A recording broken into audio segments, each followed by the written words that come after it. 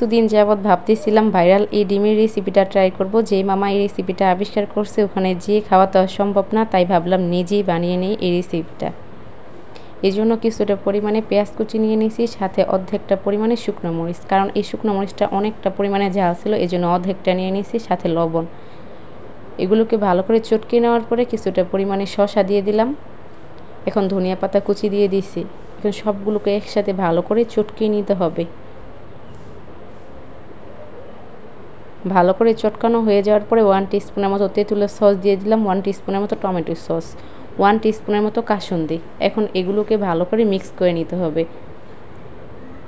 যে মামা এই রেসিপিটা আবিষ্কার করছে এই রেসিপিটা কিন্তু আসলেই অসম্ভব মজা হয় খেতে। যদি বানিয়ে না খান তাহলে একবার বানিয়ে ট্রাই করে দেখবেন কতটা মজা।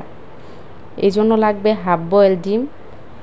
ডিমটা কিন্তু ফুল বয়েল হয়ে গেলে খেতে ভালো লাগবে না, এই জন্য হাফ বয়েল নিয়ে নিছি। এখন মশলাটাকে মাঝখান থেকে দিয়ে দিব।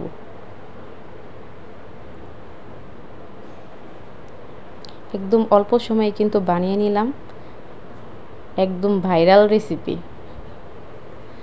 আমি 2টা ডিম দিয়ে বানাইছি, আপনারা চাইলে আরও বেশি করেও বানিয়ে নিতে পারেন। খেতে এই রেসিপিটা অসম্ভব মজা, এত স্বাদ কে।